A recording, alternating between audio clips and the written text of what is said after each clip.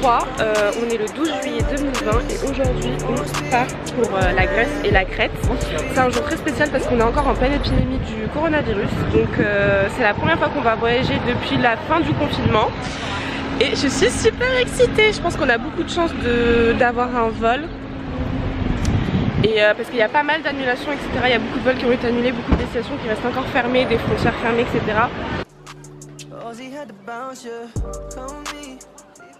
Kalimera, ça veut dire bonjour en grec. Ça faisait longtemps que j'avais pas été dans un aéroport. J'ai beaucoup de chance que mon vol soit pas annulé, qu'on ait eu de la chance de passer tous les checks, etc. Et qu'on ait notre vol du coup pour Lakané. On part en Crète, en Grèce. J'ai longuement hésité avant de prendre le billet, enfin longuement hésité, rapidement hésité, parce que je voulais absolument repartir voyager. On te demande directement ton billet à l'entrée de l'aéroport parce que voilà, c'est obligatoire et qu'il y a seulement les voyageurs qui rentrent dans l'aéroport. Il y a certains petits trucs qui sont fermés et c'est organisé différemment. Il y a quand même beaucoup moins de vols bien évidemment. Voilà, globalement on peut voyager, mais je pense qu'il faut faire vraiment attention à la destination, pour suivre la destination dans laquelle on veut voyager et suivre surtout l'actualité du pays. On a dû remplir exceptionnellement un formulaire pour rentrer sur le territoire grec.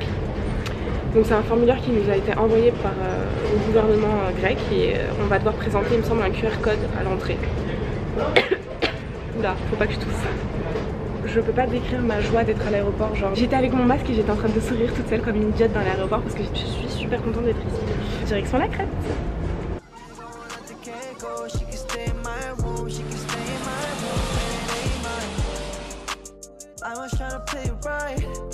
Là je viens juste de récupérer les valises, donc sans surprise on a dû présenter un QR code à la police nationale de Grèce. Donc sans surprise on a dû présenter le QR code. Après donc moi j'ai pas eu de tests à passer, sauf qu'ils font des tests aléatoires et donc Najib a dû passer un test.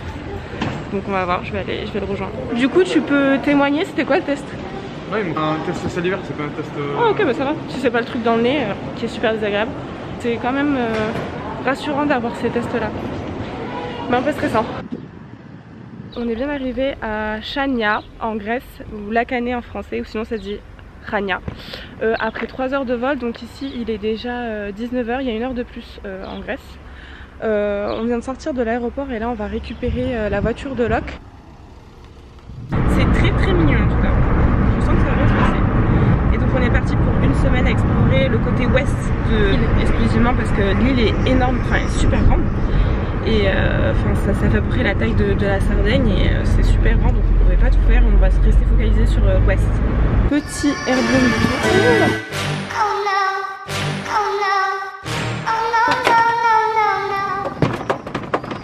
Merde. Du coup petit Airbnb tour, bon là il est un peu tard donc je pense qu'on va pas super bien le voir. Déjà la porte d'entrée elle est super originale. Trop cute et j'ai payé 596 € pour ce Airbnb. Là il fait un peu nuit, je sais pas si on va bien voir. Salle de bain. C'est super récent, super moderne, c'est trop beau. Bon là il y a les toilettes. Douche.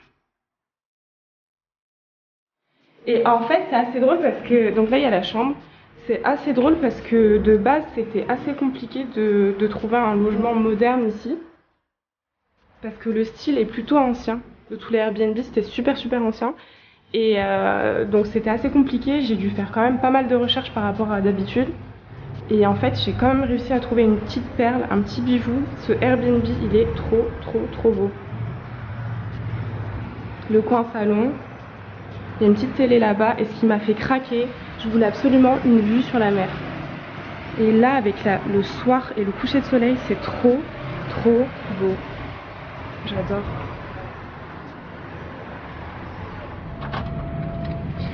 Kalimera Chania, ça veut dire bonjour Chania. Et ce matin on va prendre un petit breakfast en dehors. On voulait pas petit déj à l'appart donc on va trouver un petit spot pour petit déj. Après 15 minutes de marche depuis le Airbnb on arrive à The Jar Coffee et on va petit déjeuner ici.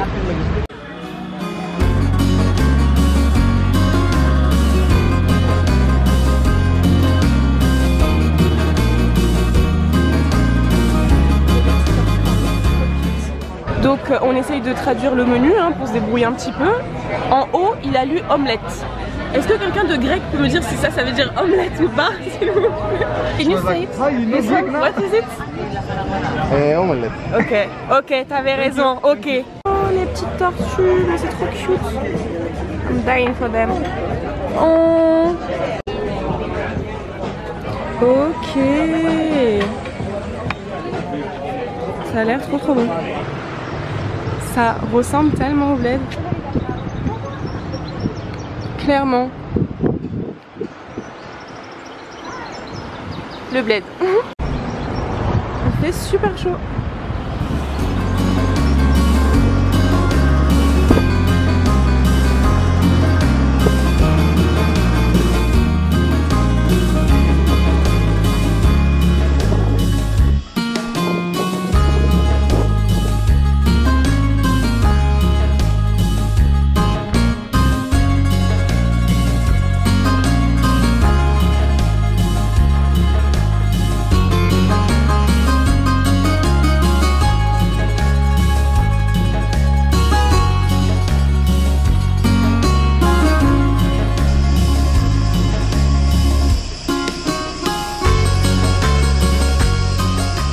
Après 1 heure de route du coup, ça c'est l'état de la voiture.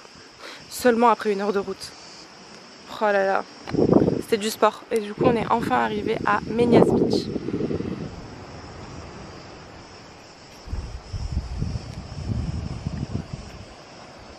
Il n'y a personne, il n'y a vraiment personne. Genre il y a littéralement 3 voitures. Déjà pour venir jusqu'ici il faut le faire aussi hein.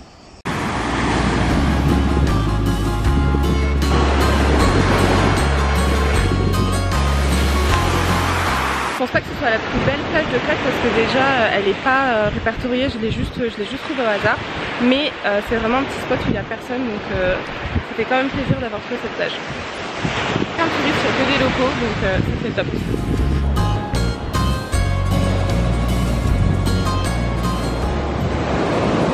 Yassas! Aujourd'hui 2e jour à Lacanée, on a fait le choix de petit déjeuner à la maison. Avec tout ce qu'il faut et surtout la vue. Comme ça on pourra aller plus tôt à la plage et profiter plus de la journée.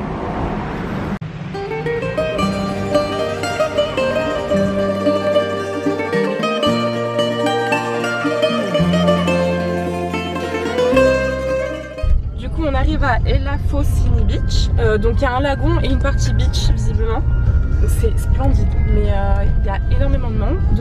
C'est drôle parce qu'on est en pleine période épidémie, corona, etc. Et donc le parking est quand même assez blindé. Mais ça va, je sais qu'on va trouver une place facilement. Après je me dis qu'en temps normal ici ça doit être mais blindé. Oh là là, c'est trop beau. Ça fait vraiment penser à Minorque. Donc de ce côté là il n'y a personne, mais de l'autre côté c'est blindé. Après il y a plein de parasols ici, donc on peut louer un parasol avec des sièges allongés etc. C'est splendide, j'adore. Et du coup la plage d'Elafosini elle est connue pour ça, pour ce sable rose comme ça. Bon après c'est pas rose sur toute la plage, c'est vraiment rose là au bord. Ça fait un joli contraste avec la mer bleue derrière. C'est trop beau, c'est canon. Sur la route, au retour ou à l'aller, il y a plein de petits shops comme ça où on peut acheter du coup huile d'olive, miel, etc. en mode super naturel. En plus les gens sont super sympas et les prix sont vraiment, enfin c'est dérisoire donc. On a pris juste ces 3 pots de miel, c'était 3,50 € le pot et elle m'a donné ce sachet d'épices d'origan. Adorable, franchement adorable. C'est drôle parce que quand tu vois les Grecs de prime abord, enfin en tout cas je trouve à mon avis, hein, j'avais pas l'impression que c'était des gens très avenants et au final, c'est des gens qui sont super généreux, super gentils, super agréables. Yassas! Et franchement ils sont adorables. Ça fait pas attrape touriste en fait et c'est vraiment des produits mais de qualité. Pas s'étonner mais ils utilisent la bande d'arrêt d'urgence pour voilà, dès qu'il y a une voiture qui roule un peu plus lentement, la bande d'urgence est directement utilisée. Par respect pour laisser passer la voiture qui est à côté. Bon ça se ferait pas du tout en France mais ça se fait ici et d'ailleurs ça se fait encore plus au bled. Du coup ce soir on s'est préparé mes lunettes. Il va faire nuit. Ce ce soir on s'est préparé, on va passer directement la soirée à Chania Centre parce que c'est vrai qu'on n'a pas pu explorer la ville de jour, on a pu seulement explorer la ville de nuit, donc on va voir ce que ça donne. Et je suis habillée comme ça.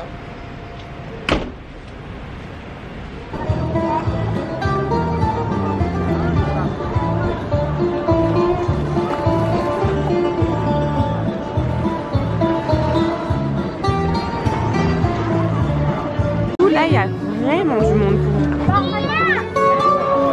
nous. Et là c'est vraiment touristique. Ça sent bon la mer.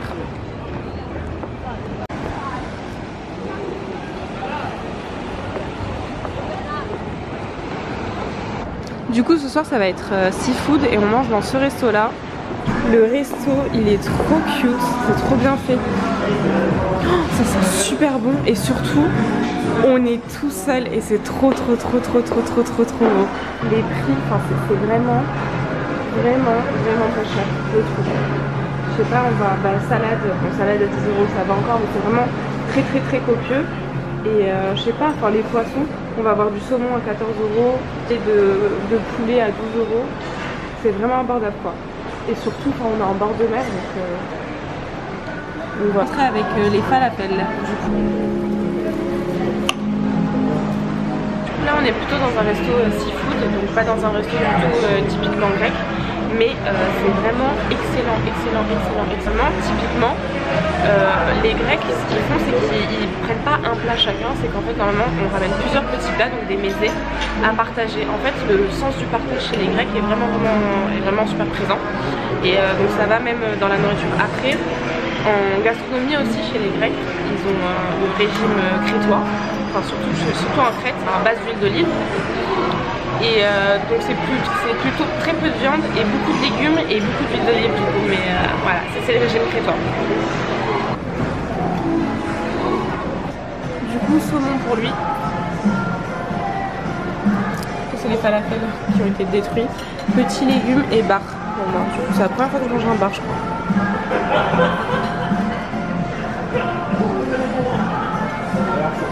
Avec. Donc là on nous a apporté la bile et heureusement ça je sais ce que c'est du raki et en fait ça c'est l'alcool local crétois. On va pas boire parce qu'on boit pas d'alcool mais voilà c'est l'alcool local si vous voulez tester.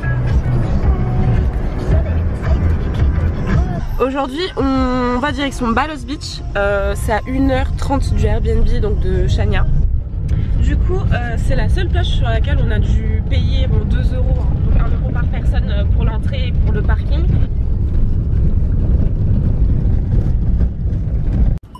Welcome to Greece. Là c'est un peu la règle du premier arrivé premier servi, donc en fait t'arrives dernier, tu te gares là-bas et après tu marches tout ce qu'il y a à marcher jusqu'à la plage. Donc premier arrivé premier servi. Waouh, Balos Beach. Franchement c'est splendide et je pensais pas en fait au départ je pensais que ça ressemblait à Elafonassi, mais en fait pas du tout, ça n'a rien à voir. C'est un très beau lagon aussi mais c'est trop beau. Bon moi personnellement je suis pas essoufflée parce qu'on a fait pire quand on voyage et je trouve que c'est la plage ça se mérite. Donc les marches c'est un peu comme ça. Je trouve que ça se fait en petite basket, tranquille. Mais il y a des gens qui sont super essoufflés. Il faut quand même prendre en compte qu'à la montée, je pense que tu mets quand même 20 minutes facile à remonter avec la chaleur et tout. Mais bon.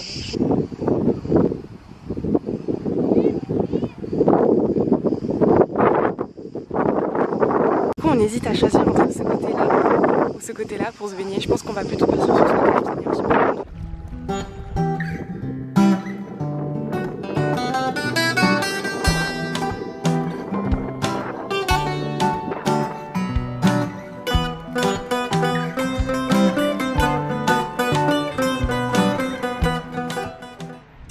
Donc aujourd'hui jeudi, je pense que mon vlog sera essentiellement fait de plages et d'adresses paradisiaques. Aujourd'hui on essaye d'aller à Seitan Limani. Du coup on arrive à Seitan Limani, un autre spot avec une petite plage paradisiaque. C'est vraiment, enfin c'est plutôt une crique là. Mais le parking a l'air blindé donc voilà.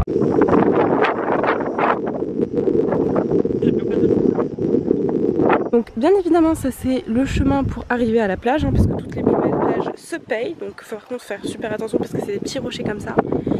Et donc là il y a quand même pas mal de monde sur la plage, ça va être difficile de trouver un coin de sable et pourtant on est en basse saison. Donc faut venir tôt sur cette plage.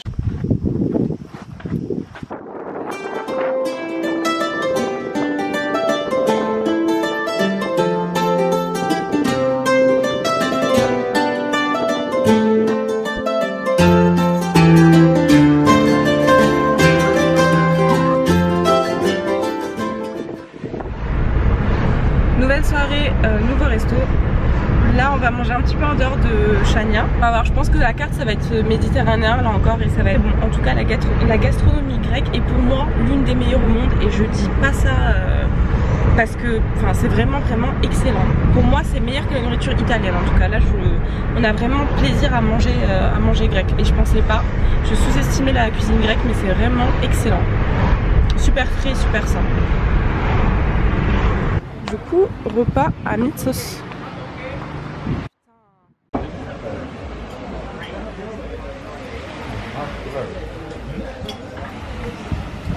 J'ai pris que des crevettes. Moi j'ai pris crevettes riz noix et là c'est un risotto. With the view.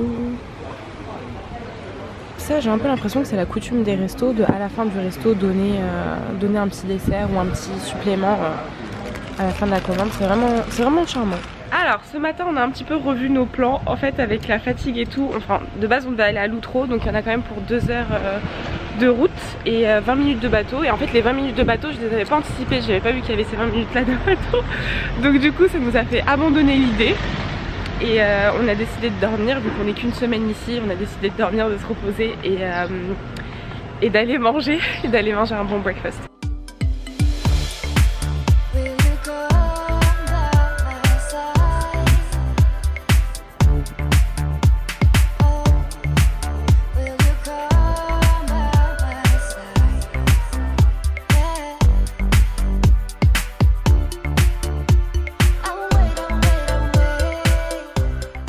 Du coup pour faire un point sur le coronavirus, ici en Grèce, en tout cas en Crète, on va avoir les mesures de distanciation sociale et du gel hydroalcoolique etc. Mais après ça va être quand même assez moindre, c'est-à-dire que dans le magasin, nous en tant que clients on n'a pas à porter les masques et dans les rues il n'y a pas grand monde qui porte les masques non plus quoi, on va pas se mentir. Mais voilà, on essaye de faire attention, de rester loin des gens etc. Sinon les serveurs eux portent des masques. On a revu un petit peu notre copie et les différents spots qu'on voulait faire. De base on voulait aller à Loutro, sauf que à la dernière minute j'ai remarqué que en fait c'est une ville qui est accessible uniquement par bateau ou par randonnée, donc avec une randonnée de 2 heures, une longue randonnée. Et ce n'est pas au programme parce que voilà on est un petit peu fatigué, on va pas mentir. Et on a fait quand même pas mal de spots et donc pas mal de routes et on a décidé du coup de dormir un petit peu plus tard ce matin et de profiter directement des plages qu'il y a aux alentours de Chania. Et donc là on va à Stavros qui est environ à 30 minutes du Airbnb et donc on va éviter de faire les 2 heures de route qui étaient initialement prévues et voilà, on va en profiter comme ça.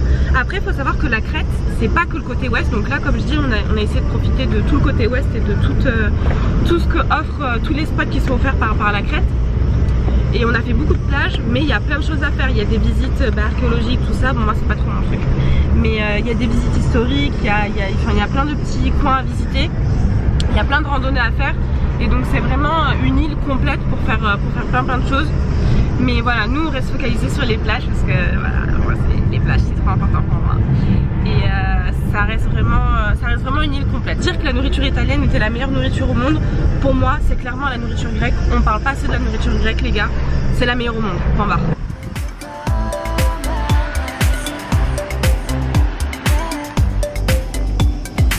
Oh c'est trop beau, c'est so cliché, j'adore. C'est un petit resto qui est juste à côté de la plage du coup Stavros.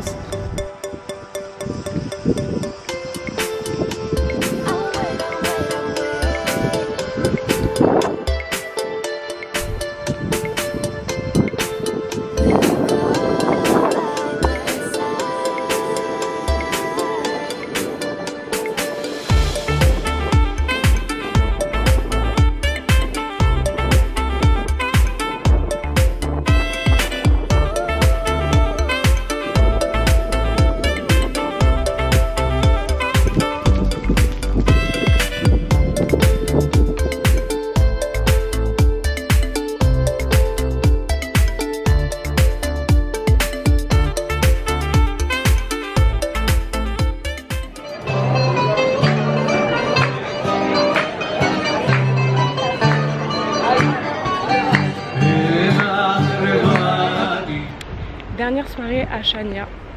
On va manger local, on va manger dans un restaurant dans lequel on a déjà mangé, où c'était vraiment très très bon, The Well of Turk, où c'est vraiment local, c'est vraiment vegan, enfin il y a plusieurs plats, plusieurs choix, mais nous on part beaucoup sur du veggie, et donc voilà. Là on est venu jusqu'au phare pour regarder le coucher de soleil.